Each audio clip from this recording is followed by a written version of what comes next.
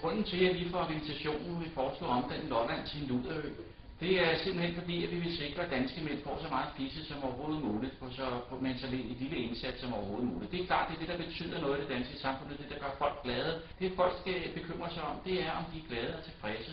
Og der er det således i dag, at danske mænd får alt for lidt fisse, fordi at danske kvinder har så gode uddannelser, så gode jobs, så de er totalt uafhængige af mænd i samfundet, kan klare sig helt uden mænd, så de kan gå i årtier og lede efter den perfekte fyr.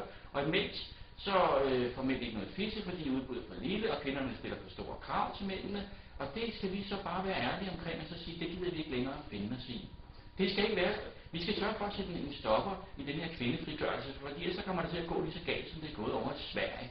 Vi har nogle forfærdelige eksempler derovre fra på, hvor galt det kan gå. Nogle af eksemplerne går fra landsholdsspillere, der sætter landsholdet, fordi de har vist, at de godt vil have en lille dejlig aften med den samme pige, en lille trekant. Altså nogle helt naturlige seksuelle ting, som mænd foretager sig. Det er udråbt til noget forfærdeligt i Sverige. På det justitsmæssige område er det således, at man har indført, at hvis en kvinde har været beruset, når hun tager et samleje med en mand, så tæller hendes ord altså dobbelt.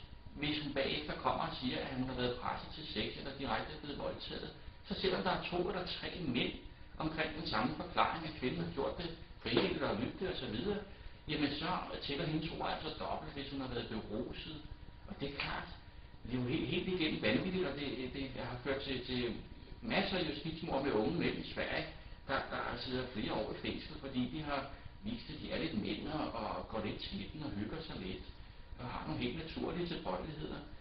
Sådan et system skal vi bare ikke have i Danmark. Vi skal sørge for at få kvinderne til at stoppe lidt op, tænke sig lidt op og få stoppet den her kvindefrigørelse bare en anelse. Altså selve ideen om at omdanne Lolland til en prostitutionsfri zone, den er jo selvfølgelig udsprunget af 2 ting. Dels kan den være et led i at redde udkantsdanmark på en helt fantastisk måde.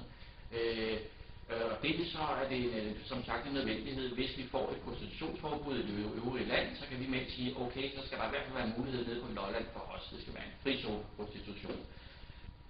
Kvaliteten af prostituerede dernede, det kan blive en så høj kvalitet, fordi at vi også vil gøre Lolland til et frizone for indvandring, til en frizone for indvandring.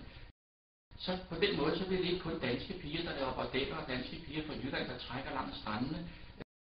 Der vil også komme piger fra Sydamerika, fra smukke piger fra Østeuropa og lækre små dejlige nymfer der fra Asien, som bare kan komme frit til ned på Lolland, bosætte sig, starte et lille bordel eller gå ned og trække langs Lollands stranden, og så på den måde, så bliver der en luder eller et bordel for hver 20. meter.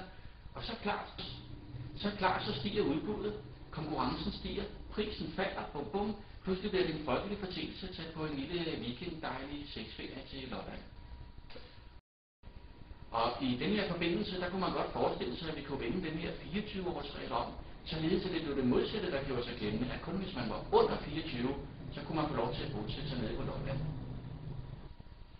Altså hvis Lolland skal blive en succes og være med til at redde udkantsdanmark, for det er klart, der er jo valgfartet med tyskere og svensker og europæere der. Især der også kommer en bro senere, så vil de simpelthen komme i stride strømme op på Lolland og hygge sig lidt.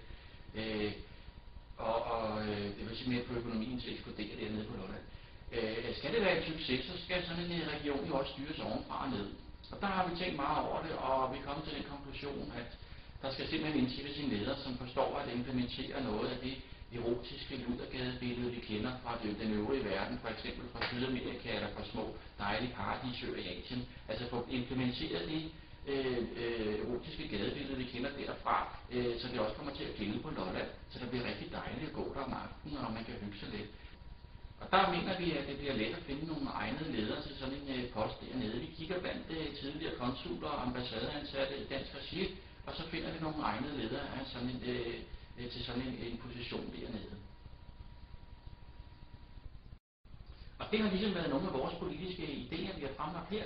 Og går man ind på www.barnenyheder.dk, så kan man give os en lille støtte, og man kan sørge for at stemme på os ved næste partivalg. Fordi en stemme på os, det er simpelthen en stemme på mere fisse, og det er det, det drejer sig om.